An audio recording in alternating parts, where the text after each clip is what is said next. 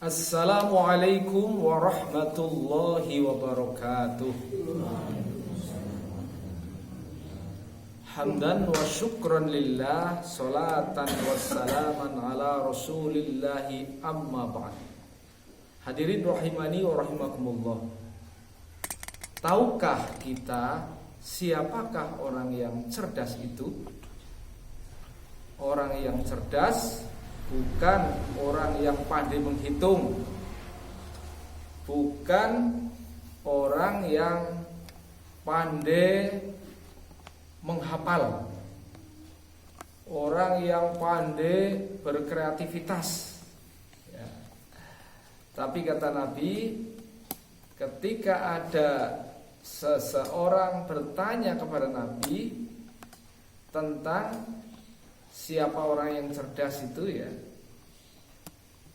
atau Nabi ya yang bertanya kepada para sahabat ya, apakah engkau tahu siapa orang yang cerdas itu ya. Maka jawaban Nabi ya adalah al-kayyisu man dana nafsahu wa amila lima ba'dal maut.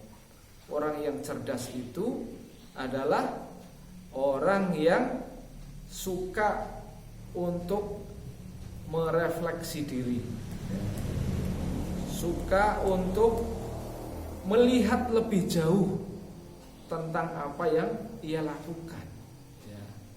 Pertama ya, mandana nafsahu. Kemudian wa amila lima ba'dal maut.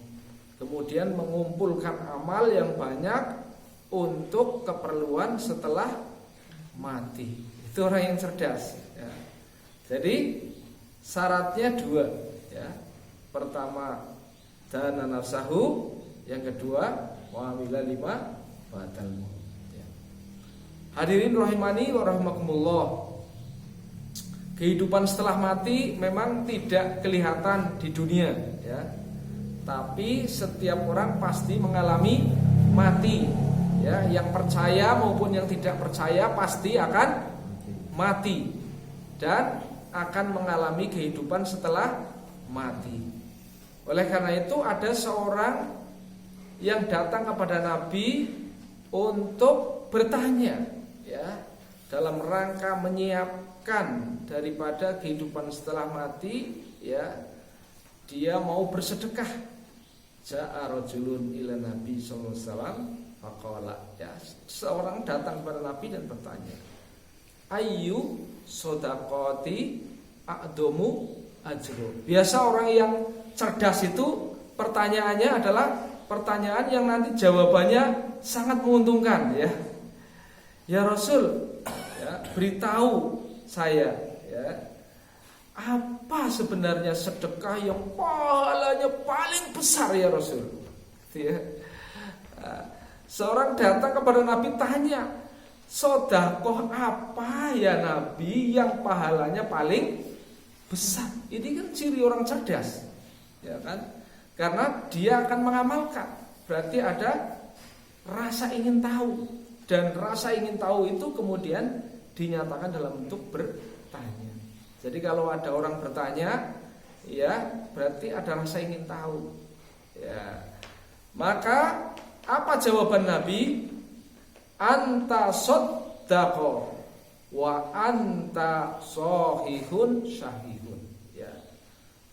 Sedekah yang paling besar pahalanya adalah sedekah pada saat kalian masih sehat, segar bugar. Itu pertama ya, segar bugar. Bukan sebaliknya, sedekah sisa-sisa umur ya, sudah sakit-sakitan ya, baru sedekah ya. Ya dapat pahala juga ya kan? Tapi tidak mendapatkan nilai sedekah yang paling besar ya, pahalanya. Sedangkan pertanyaan seorang lelaki tadi adalah pertanyaan yang jawabannya itu sedekah yang pahalanya paling besar, yaitu pada saat kita masih dalam keadaan sehat walafiat. Itu ya, pertama itu. Kemudian, apakah ada keadaan lain agar supaya sedekah ini menjadi sangat besar pahalanya? Nah, yang kedua, watah syaul fakro. Sedekah yang paling besar pahalanya adalah sedekah pada saat Anda masih takut miskin. Ya, rasa takut miskin itu selalu dihembuskan oleh setan kepada manusia. Karena salah satu pekerjaan setan dalam Quran dibocorkan oleh Allah, asyaitonu ya'idukumul faqra wa ya'murukum bil fahsya. Ya, setan itu selalu membisikkan kepada manusia takut miskin. Ya. Jadi rasa takut miskin yang ada dalam diri kita hakikatnya itu adalah bisikan siapa? Bisikan setan. Ya, kalau mau sedekah ingat, wah, anak saya masih kuliah, masih banyak kebutuhannya, anak saya belum punya rumah, anak saya macem-macem, ya, masih banyak kebutuhan, wah, saya belum haji, ya, dan seterusnya gitu ya. Nah, itu banyak bisikan-bisikan yang menyelundup ya di hati seseorang ya, supaya tidak jadi sedekah, supaya eman-eman jangan sedekah.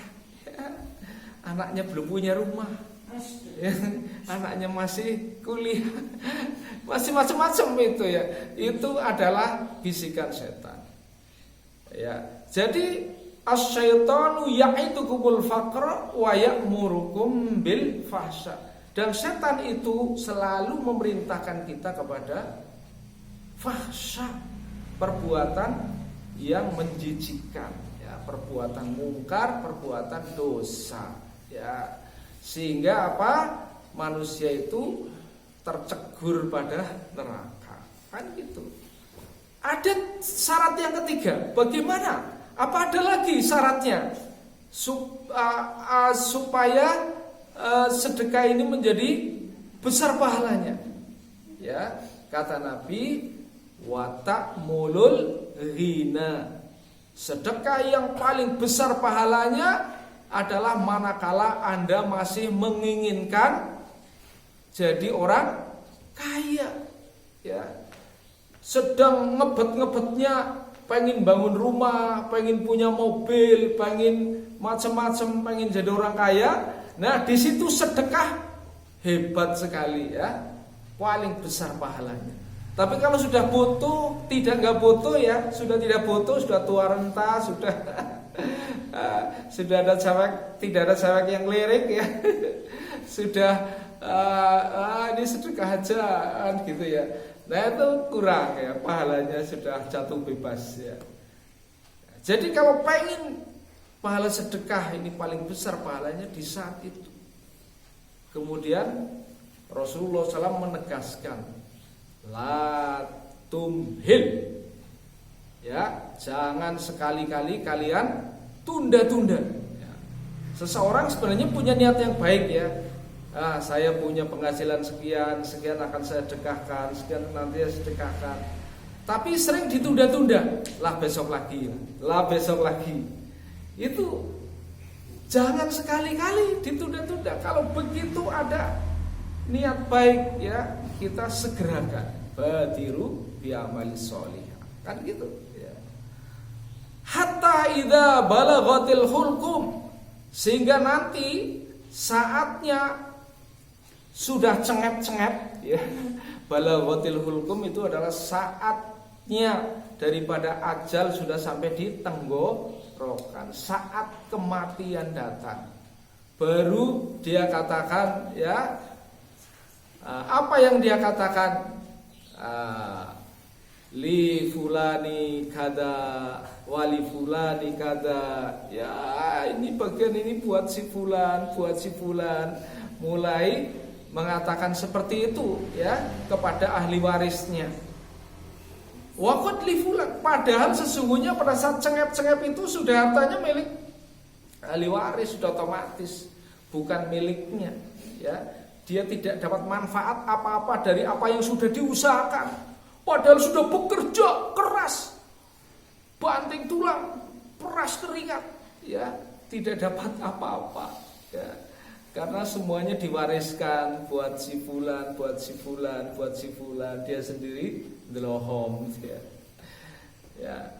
Oleh karena itu maka segera ya untuk bersedekah selagi kita sehat, selagi kita masih ingin kaya ya, selagi kita takut miskin. Jangan sampai keduluan malaikat Israil. Naudzubillah min dzalik. Ya, semoga Allah membimbing kita selalu ke jalan yang benar. Terima kasih atas perhatian. Mohon maaf atas segala kekurangan.